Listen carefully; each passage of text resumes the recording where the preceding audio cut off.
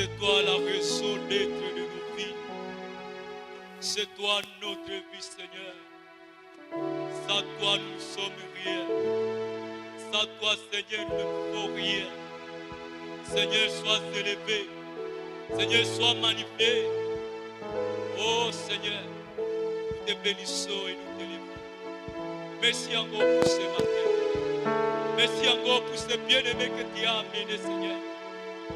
Merci, Seigneur, pour ce privilège que tu m'accordes afin que je parle à ton peuple. Sois loué, Seigneur.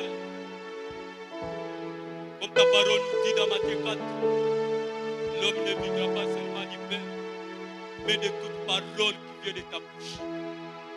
Seigneur, c'est c'est. Venons devant toi. Venons recevoir cette parole. Nous venons t'écouter encore ce matin. Père de gloire, parle à ton peuple.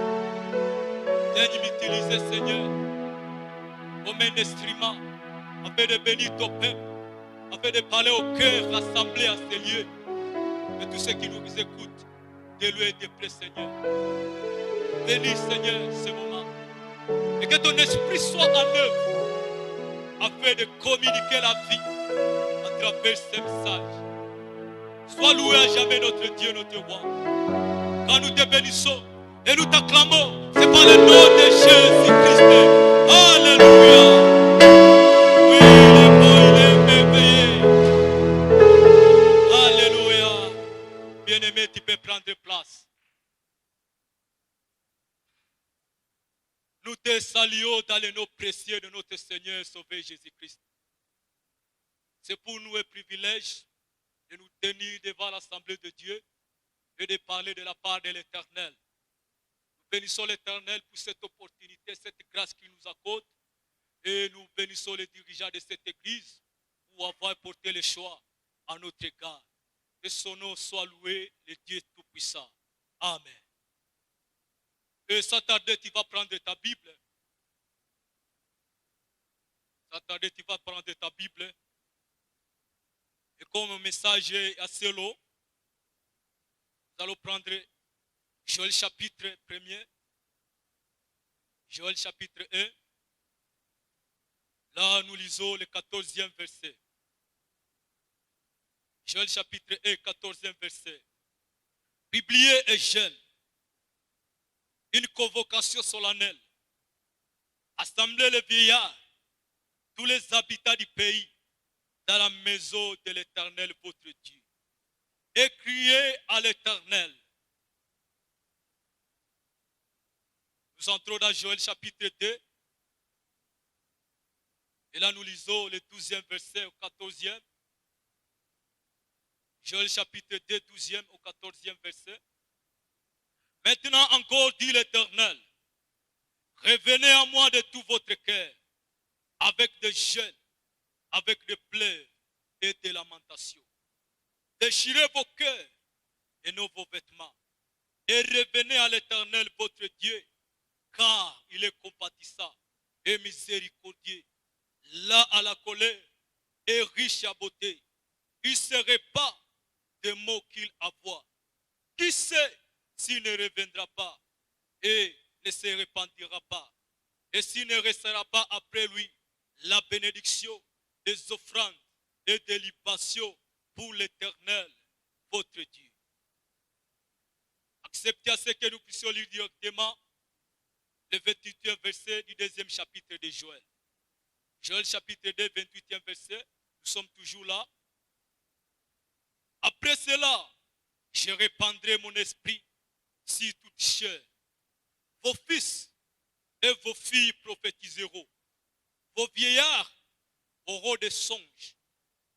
Et vos jeunes gens des visions. Même si les serviteurs et si les servantes. Dans ce jour-là, je répandrai mon esprit. Amen. Le thème de mon message ce matin est intitulé « Le prix d'un réveil spirituel ». Le prix d'un réveil spirituel. Et ce message, nous allons l'attendre sur 3 points. 3 points feront l'objet de ce message intitulé « Le prix d'un réveil spirituel ». Premièrement, nous allons parler qu'est-ce que réveil spirituel. Et là, nous allons essayer de comprendre qu'est-ce que réveil spirituel. Nous allons essayer de définir un réveil spirituel. Deuxièmement, nous allons parler du prix d'un réveil spirituel. Bien, comment arriver à un réveil spirituel. Là, nous allons donner le prix que l'Église des chrétiens doit payer afin d'arriver à un réveil spirituel. Troisièmement, nous allons parler de l'importance d'un réveil spirituel dans l'Église actuelle. L'importance d'un réveil spirituel dans l'Église actuelle. Là, je vais t'amener à comprendre que l'Église actuelle a besoin de réveil. Et là, il faut bien me comprendre que je ne parle pas d'un réveil comme une église de réveil, comme une simple dénomination, mais je parle à une église de Jésus-Christ. Parce que toutes les églises, toute l'église de Jésus est appelée à vivre et à marcher dans un réveil spirituel. Ce que je vais te demander, c'est que tu dois me suivre comme il faut pour comprendre ce thème. Peut-être tu vas te dire, pourquoi ce frère nous amène un thème qui parle d'un réveil au moment où nous sommes des baptistes. Peut-être tu as ta dénomination. Moi, je vais au-delà de nos dénominations et de nos groupes là où nous sommes liés. Là, je parle à l'église de Jésus-Christ. Amen. Prenons notre premier point. Qu'est-ce que réveil spirituel? Qu'est-ce que réveil spirituel? Selon les dictionnaires que nous utilisons, le dictionnaire a défini un réveil comme état une cessation du sommeil ou un retour à l'éveil. Je dis, le dictionnaire a défini un réveil comme étant une cessation du sommeil ou un retour à l'éveil. Cela veut dire une personne était endormie et à un moment donné, il se réveille, il se débarrasse de tout ce qui est sommeil. Et comme notre thème est intitulé le prix des réveils spirituels, ici nous allons parler des réveils spirituels. Qu'est-ce qu'un réveil spirituel? Un réveil spirituel est une puissance de renouvellement spirituel visant à réveiller la foi assoupie. Je me répète. Un réveil spirituel est une puissance de renouvellement spirituel visant à réveiller la foi assoupie. Là, nous venons de définir les termes réveil. Retournons dans notre texte que nous venons de lire. Joël chapitre 1 au 14e verset. Venons de lire ce 14e verset. Ici, c'est l'Éternel qui parle au sacrificateur. En lui disant, publiez un jeûne, une convocation solennelle, assemblez les vieillards, tous les habitants du pays, dans la maison de l'Éternel, votre Dieu, et criez à l'Éternel. Comprenons un peu le contexte de ce texte que nous venons de lire. Dans quel contexte est écrit cette prophétie? Tu dois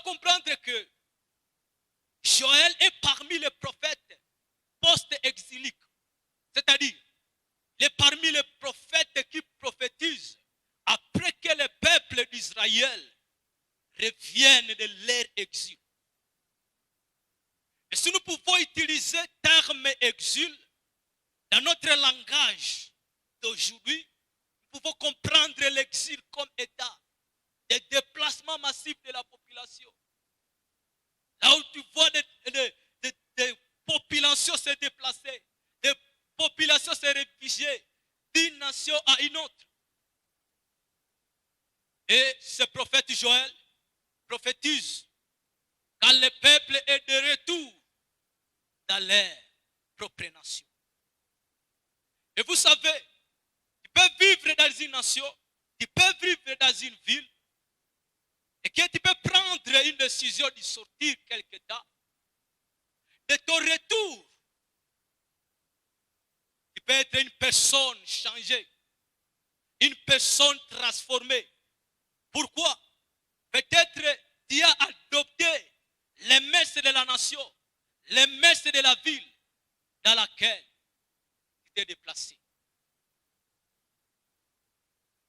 Et le peuple d'Israël se trouve de retour sur leur terre. Ici, c'est Joël qui prophétise pour ce peuple qui revient sur leur terre.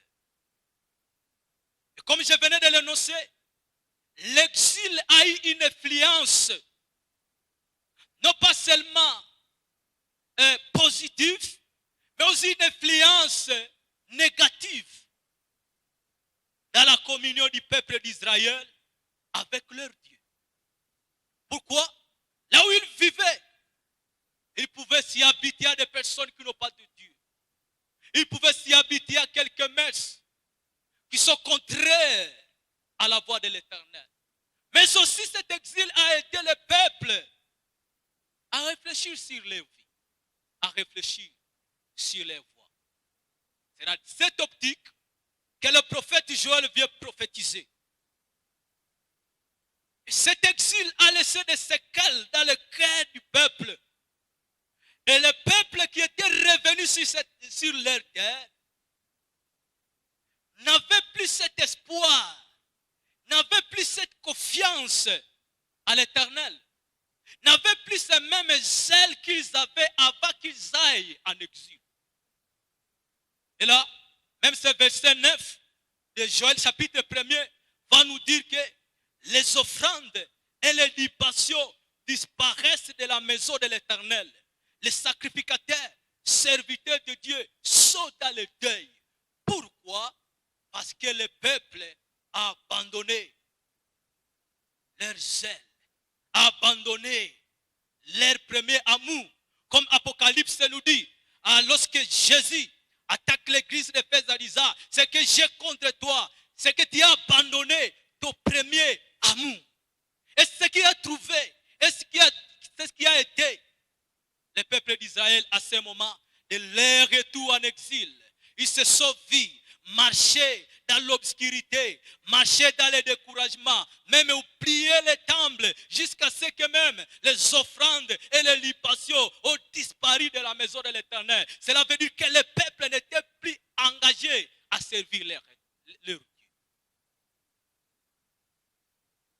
Avec cette situation, Dieu dans sa majesté, Dieu dans sa sainteté, ne pouvait pas rester indifférent face à la vie que menait son peuple. Ceci, il est venu au 14e verset pour bousculer épée son peuple. Il est venu pour faire bouger quand même les lignes qui étaient entourées. Au 14e verset, ici il parle avec les sacrificateurs en disant, publiez et gêne une convocation solennelle, assemblez les vieillards, tous les habitants du pays, dans la maison de l'Éternel, votre Dieu.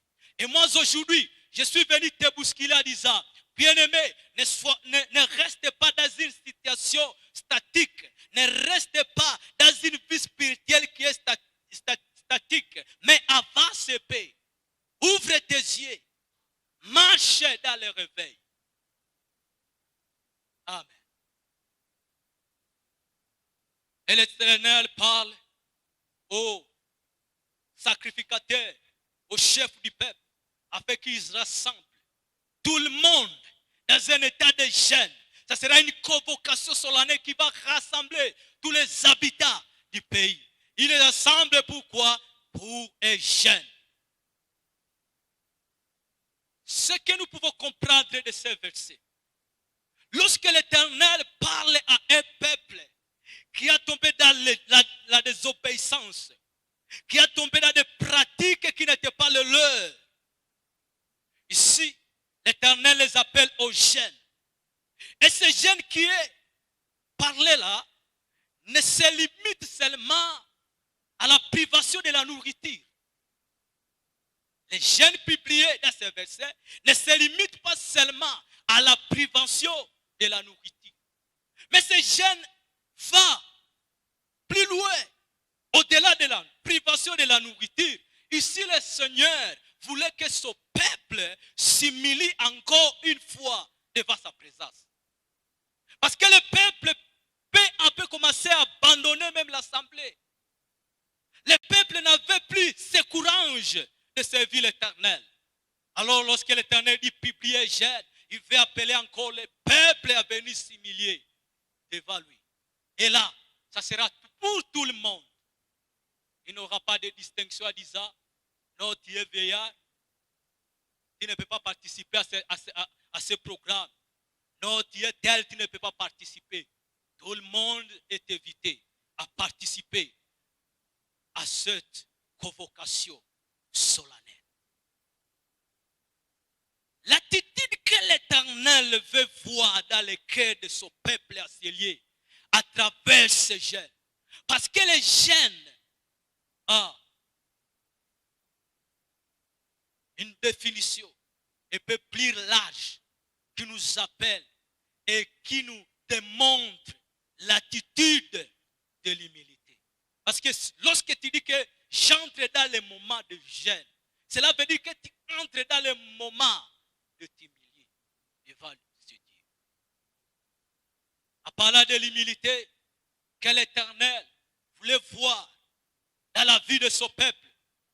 Et là, ça va nous donner la première condition, le premier prix que nous devons payer afin que l'Église arrive à un réveil spirituel. Bien aimé, il y a un prix que nous devons payer pour arriver à un jeûne, à une vie de réveil spirituel. Tu ne veux pas dire que je serai réveillé, j'aurai mon réveil spirituel attendons-moi sur tes canapés. Non, il y a un prix que tu dois payer. L'histoire du réveil dans le monde nous démontre combien de fois sont des personnes qui ont sacrifié leur vie, qui ont payé le prix afin qu'ils arrivent au réveil. Je vois le réveil dans Sousa. Il y a une minorité de personnes. Lorsqu'ils ont vu l'église, en disant, l'église ne devait pas être dans de telles situations. Lorsqu'ils voyaient le péché se commettre dans l'église, ils ont dit non, nous ne pouvons pas rester dans une telle situation. Lorsqu'ils voyaient combien de fois les personnes n'étaient plus engagées à servir l'Éternel, les autres qui servaient l'Éternel dans les désordres, cette minorité a payé le prix et a cherché l'Éternel. Et l'Éternel, parce qu'il est le Dieu qui écoute, il a déclenché les réveils dans cette minorité de peuple qui était au niveau d'Azusa Street. Les réveils, c'était fruit des prix que le peuple a payé. Et le premier prix que nous devons payer afin d'arriver au réveil, nous le trouvons, c'est au chapitre 2, le 12e verset que nous avions lu. Le premier prix que nous devons payer pour arriver au réveil, ça se trouve au 12e verset du chapitre 2. La Bible nous dit, maintenant encore, dit l'Éternel, revenez à moi de tout votre cœur, avec des jeûnes, avec des pleurs et des lamentations. Déchirez vos cœurs et non vos vêtements. Et revenez à l'Éternel votre Dieu, car il est compatissant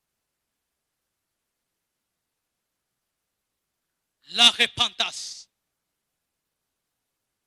est une exigence sine qua non pour qu'une église soit réveillée. Et là, tu dois me comprendre. Lorsque je parle d'un réveil, je ne parle pas d'une église de réveil comme une dénomination. Ici, je parle de la puissance du Saint-Esprit qui doit toucher le peuple, qui doit transformer le peuple, qui doit amener le peuple à vivre une vie de sainteté devant ce Dieu.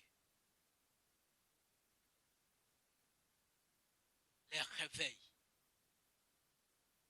Je ne parle pas de ces manipulations-là que nous voyons dans les églises. Où on dit tourner dans les temples, après la fatigue tu tombes et on dit que c'est la puissance qui l'a touché. Non, ça c'est une simple manipulation. Ce n'est pas un réveil. On te dit respirez. Et après avoir perdu de l'air, tu te sens fatigué, tu es par terre. Non, ça ce n'est pas le réveil. Le réveil, c'est cette manifestation, c'est cette puissance de Dieu qui nous amène à vivre la gloire, la puissance de Dieu au sein de l'église de Dieu. Oh Seigneur, merci. La repentance. Es-tu réellement repenti? Es-tu réellement repenti? Oui, nous autres, nous pouvons venir ici dans nos programmes de prière en disant, Seigneur, nous voulons voir ton réveil dans l'église. Nous voulons voir ta puissance dans l'église. Mais lorsque l'Éternel voit le cœur des chrétiens, le cœur des membres de l'église, il dit, non, pas encore. Prêchez encore la repentance. Vous savez, notre ville de Butembo, c'est une ville qui semble être une ville religieuse. Mais ce qui se passe dans cette ville, ça laisse à désirer. Ça laisse à désirer. Même ceux qui se disent chrétiens, qui entrent dans les églises, avortement, détournement, commérage, mensonge, vol dans le travail. C'est ça, la vie dans laquelle nous vivons. Et nous voulons le réveil pour que nous puissions y arriver. Nous voulons séquer. Alléluia. L'Éternel appelle son peuple à la repentance. Et comme chaque acte d'obéissance paye. Ah, là je dois me répéter. Quand Dieu nous demande de faire quelque chose, si nous obéissons, cet acte a des répercussions dans nos vies. Et même sur la génération future.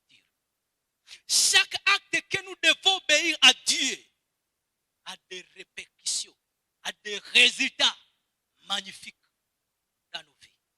Et quel est ce résultat? Tu vas voir là, dans Joël chapitre 2,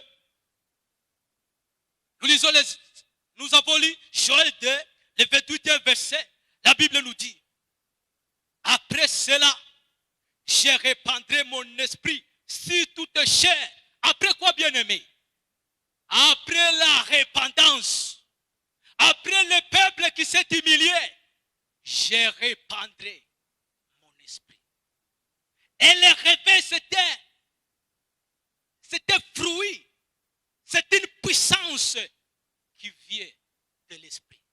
L'Éternel qui voyait le peuple marcher dans le désordre, marcher dans le sommeil, il est venu le bousculer, il est venu le réveiller. Il dit, si vous obéissez, après votre bonne repentance, après cela, je répandrai mon esprit sur toute chair. Cela veut dire, si des hommes et si les femmes, l'Esprit de Dieu sera répandu pour tous les peuples, sans distinction de famille, sans distinction de gens. Tout sera touché par cette puissance de l'Esprit. Il dit, vos fils et vos filles prophétiseront, vos vieillards auront des songes et vos jeunes gens de visions. Même si les serviteurs et si les servantes, dans ce jour-là, je répandrai mon esprit. Alléluia.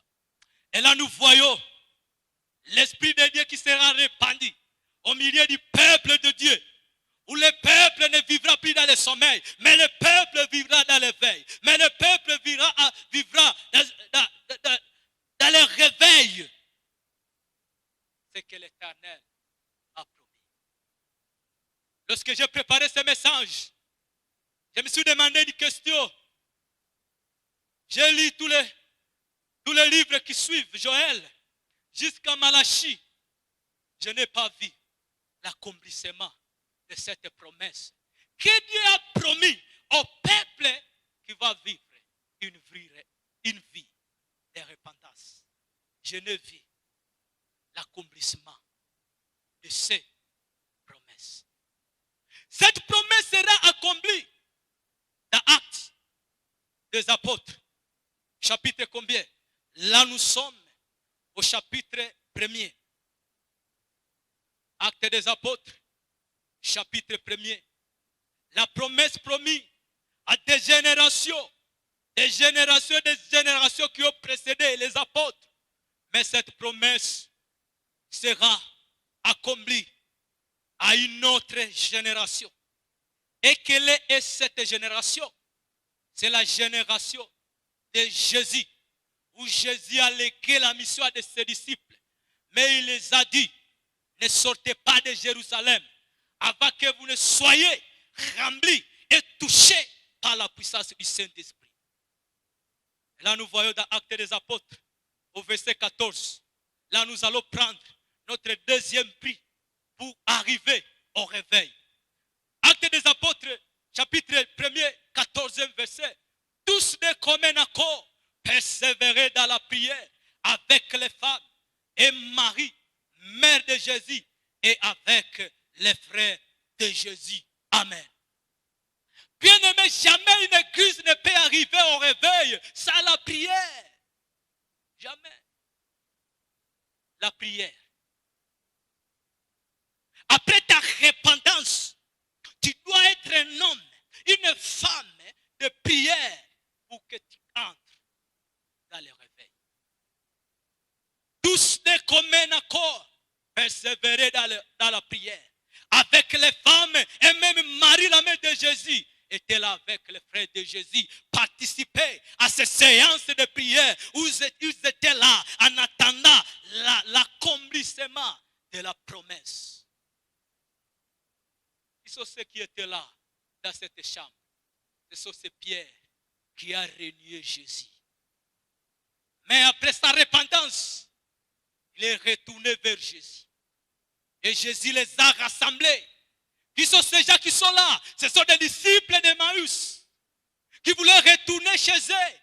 Lorsqu'ils ont rencontré Jésus, ils se sont répandus et ont retourné à Jérusalem. Et c'est là ils persévéraient dans la prière. Et ma Bible me dit, dans Actes des Apôtres, chapitre 2, au premier verset, la Bible nous dit, le jour de la Pentecôte, ils étaient tous ensemble, dans le même lieu. Tout à coup, ils vinrent du ciel, et bruit comme celui des vents impétueux. Et il remplit toute la maison. Il remplit toute la maison où ils étaient assis. Amen. L'Esprit va rencontrer les pierres qui s'étaient détournées de sa voix, qui a sorti du lac pour venir auprès de Jésus. L'Esprit de Dieu va toucher tous les apôtres qui étaient présents ce jour-là, le jour de la Pentecôte.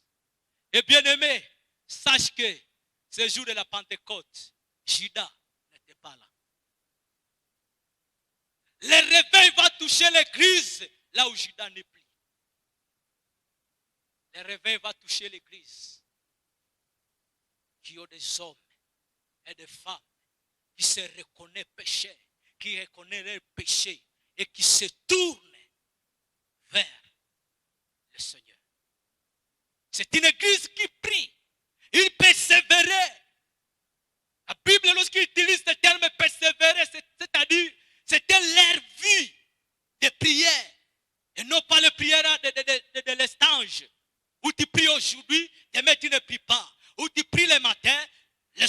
ne prie pas. Non, il persévérait dans la vie de prière. Et là, le deuxième chapitre nous dit, tout à coup, la puissance les a touchés. Je vais les parler de deux choses. La repentance et la vie de prière sont des éléments déclencheurs des réveils spirituels auprès du peuple de Dieu. La repentance et la prière sont des éléments déclencheurs du réveil dans la vie des chrétiens. Alors parlons de l'importance du réveil spirituel. Nous sommes ensemble. L'importance des réveils spirituels dans l'église actuelle. Comme nous avions lu ce verset 9, le chapitre de Joël, chapitre 1er, la Bible nous a dit, même les offrandes ont cessé dans la maison de l'Éternel. Cela veut dire que les peuples n'étaient plus engagés à servir l'Éternel. Et là, j'aimerais dire que lorsqu'il y a réveil dans l'église, le peuple de Dieu est bien engagé à servir le Dieu. Je me répète, lorsqu'il y a réveil dans l'église, le peuple est engagé correctement à servir le Dieu. Es-tu engagé à servir Dieu? Et quelqu'un a dit, la foi des Africains, c'est comme un océan très grand, mais sa profondeur, 5 cm.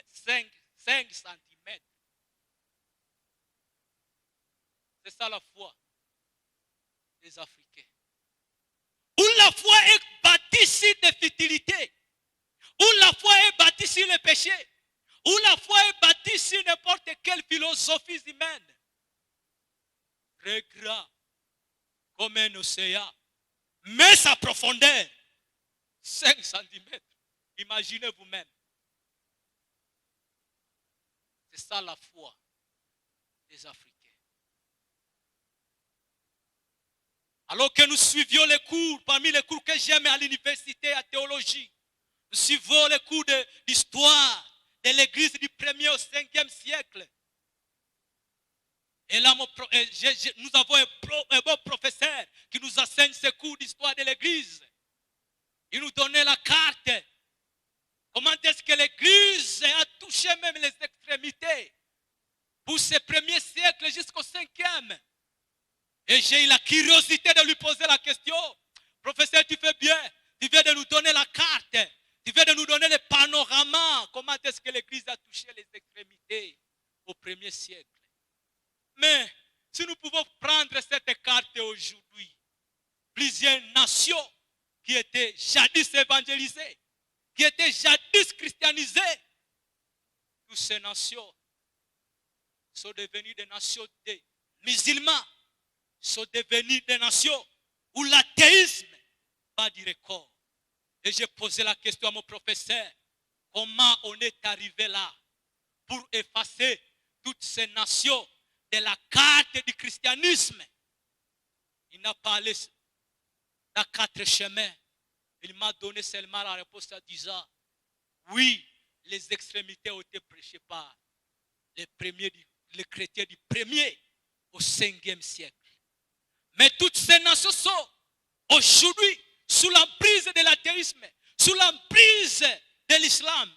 Parce que plus les années s'écoulaient, les peuples ne prendraient plus au sérieux leur engagement à servir Jésus-Christ.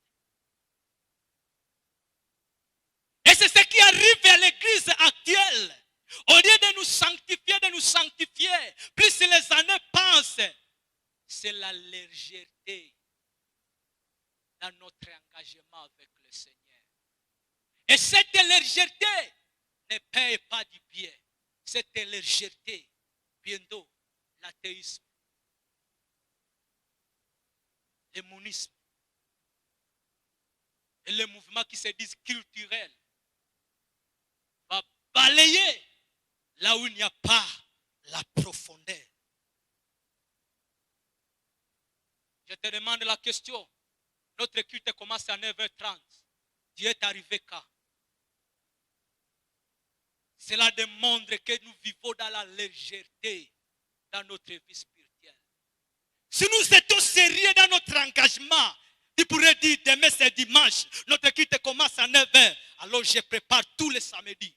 Alors c'est dimanche, je vais me réveiller, je prends ma brosse, je prends mon pain, je prends mes habits, j'entre dans ma voiture, je prends ma moto, puis j'emprunte le chemin, je vais à l'église. Là, tu ne seras pas en retard. C'est ça la légèreté que nous avons. La légèreté dans notre engagement, alors que je presse ici, il y a des personnes même dans l'assemblée, ils sont sur Messenger, Twitter, Facebook, WhatsApp. Vous envoyez le message quand le message du réveil est en train d'être prêché à l'église. Oui, disons-nous la vérité. Nous sommes des diacres. Nous vous connaissons bien. Vous envoyez vos messages. Vous causez alors que nous sommes dans le culte. La légèreté.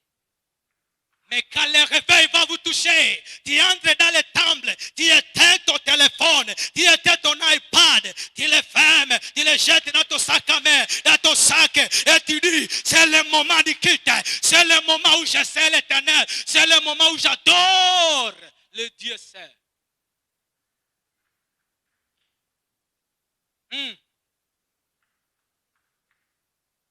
La légèreté. Quand il y a réveil, nous serons éblouis par cette puissance.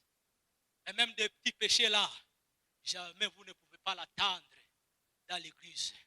Parce que nous serons complètement engagés. Plus de vol, plus de mensonges, plus de commérages, plus d'orgueil. Il y aura l'engagement. L'engagement même à servir le Dieu. Où tu dis, cette semaine j'ai dépassé au moins $20. Comment pouvais-je donner à l'Éternel 500 francs?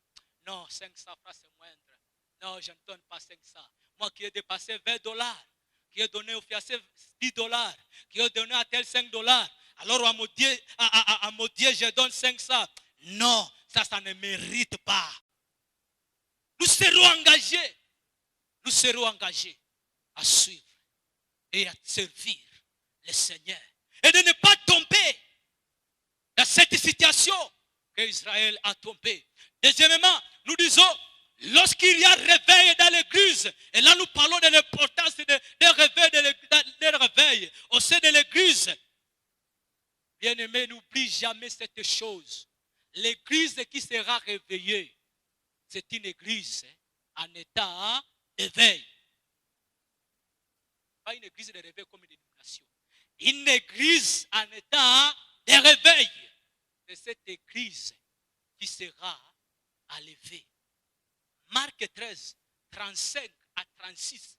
Le Seigneur dit, priez que ce jour ne vous rencontre et ne vous trouve dans le sommeil.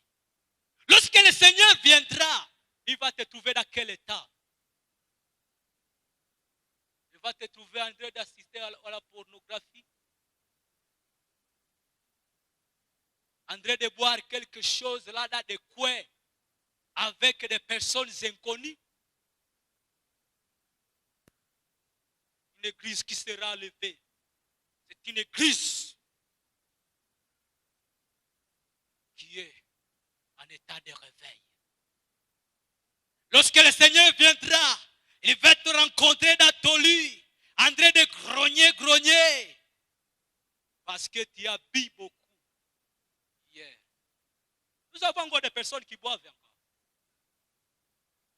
Le Seigneur Jésus dit, priez, craignez que ce jour ne vous trouve endormi. Parce que n'arrivée qui est soudaine. On va te rencontrer dans quel état?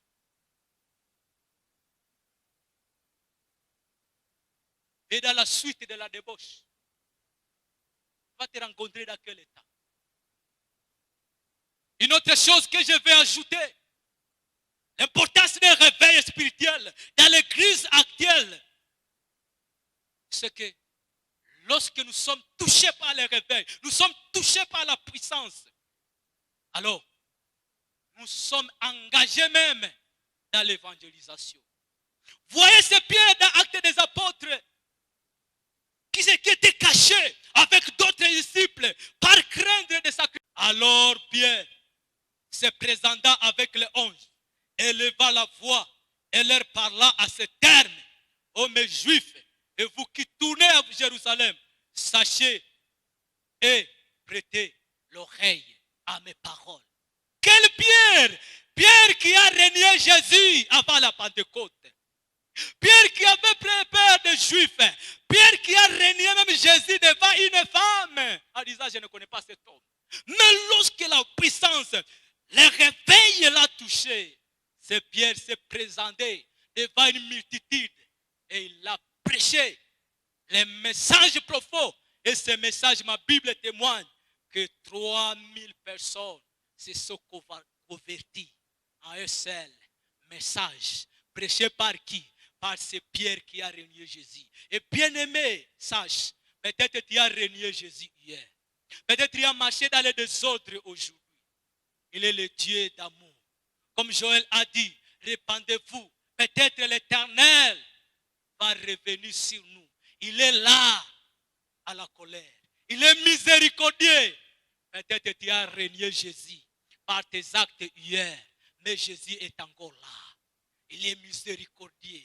Comme Pierre qui a renié, c'est lui qui sera le pilier de l'église et qui va porter la parole pour d'autres disciples en disant: c'est Jésus que vous avez crucifié. C'est le Messie. Qui pouvait imaginer ça à Pierre? Mais par la puissance du Saint-Esprit qui l'a touché. Des fois, nous ne sommes pas capables de prêcher la bonne nouvelle. Nous ne sommes pas capables d'évangéliser notre entourage. C'est parce que nous ne sommes pas encore touchés par l'effet du Saint-Esprit, par ce réveil. Lorsque nous sommes touchés par ces faits, partout où nous irons, c'est l'évangélisation. Là où les autres peuvent te demander: qu'est-ce que tu nous dis? Tu dis que Jésus-Christ est Seigneur. Parce qu'il y a en toi l'effet. Nous irons dans la mission, amener, gagner les âmes si nous sommes touchés par ce réveil. Ça, c'est réveil. Tu vas avoir peur de personne. Tu vas avoir peur de gens. Un jour, une sœur est venue me dire, elle disait: ah, frère Poussa, prie pour moi. J'ai dit: pourquoi? Elle a dit, hier j'ai tombé encore dans l'alcoolisme. Nous étions dans ce groupe-là, alors on a présenté de l'alcool, comme tout le monde prenait. Et on m'a dit: pourquoi toi aussi tu ne peux pas prendre? Et elle a dit: à cause de la honte. Moi aussi quand même, j'ai pris. Mais lorsque tu es touché par le réveil, tu dis: mon corps est le temple du Saint-Esprit. Jamais je ne peux souiller mon corps. Lorsque tu es touché par le Saint-Esprit, partout où tu iras, c'est l'évangélisation. Partout où tu iras, tu vas proclamer Christ dans ton entreprise, dans ton travail, même dans ton champ. Même si tu es serviteur, tu proclameras Christ. Ce problème-là de retard dans nos cultes, ça va se finir de soi. Ce problème-là de téléphone dans les cultes, ça va se finir de soi. Ce problème de communication dans l'église, ça va se finir de soi. Où nous serons un peuple saint qui adore et Dieu saint. Ah! Ce matin, je sens encore la vie de prêcher. Mais comme nous sommes talonnés par l'État, lève-nous, lève-nous, Seigneur. Nous pouvons nous tenir debout. Nous pouvons nous tenir debout et nous prions. Ah, si nous étions dans les... Et hier, j'étais avec des personnes bizarres. Mais mon téléphone là, ce n'est pas mon téléphone. C'est quelqu'un qui m'a acheté ça. Qui est ce quelqu'un? Toi-même, tu le connais. Ce n'est pas ta mère qui t'a acheté ça. Ce n'est pas ton parent. Mais tu portes ça avec fierté quand même. Aujourd'hui, nous pouvons dire, Seigneur, pardonne. Tel que je suis arrivé à moi, sinon les saints, et je